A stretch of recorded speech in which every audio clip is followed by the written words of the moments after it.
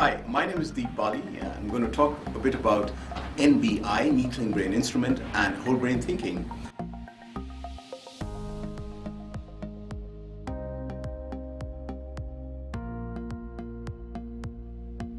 Way back in 400 BC, Hippocrates, through surgeries, discovered that the human mind is double. Also, this was reconfirmed after thousands of years by a French physician called Broca, who confirmed that yes, the brain has two parts. Now, in the 20th century, around the 1960s, Roger Sperry, along with some doctors, conducted split brain surgeries. Sperry worked further on these patients and discovered and confirmed, yes, there is a left and a right hemisphere. This breakthrough was followed by Ned Herman's research on the brain dominance theory.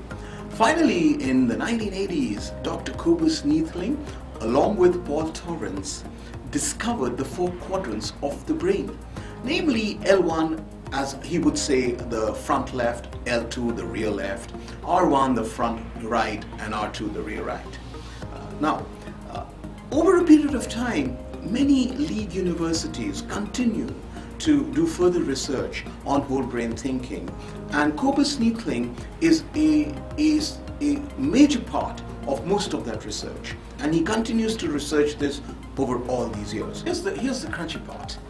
The NBI set of instruments enable individuals to first discover their preferred thinking styles or brain preferences, as you would call them. Now, once an individual knows how they make decisions, through which quadrant, that in itself gives them enough insight to leverage the whole brain, i.e. go to quadrants that they prefer less than the high preferred quadrants.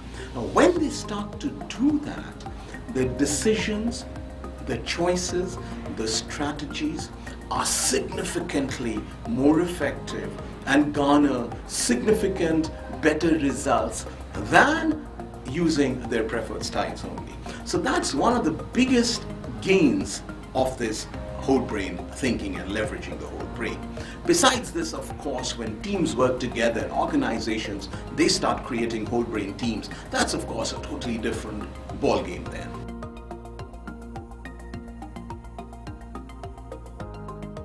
Now, let me share an example. Let's say there was a CEO of a startup or an early stage company who prefers L1 or R2, which is really, L1 is an analyst and a realist, and an R2 is a socializer, empathizer. Now, for a growth company in growth mode, early startup, it is always evident that a CEO is more of an R1, i.e. a high preference for R1, which is an imagineer and a strategist. Now, in such a scenario, once the CEO knows his or her preferred style, then they can be coached, or they can coach themselves to leverage the quadrant that is appropriate and relevant in the given context. Now, that again is an example of leveraging whole brain for remarkable and significant results. Hence, this is really what whole brain and NBI is about. There are vast areas and settings where people use the NBI and whole brain thinking. End of the day, they get you remarkable results and beyond your current stage or way of thinking. Thank you.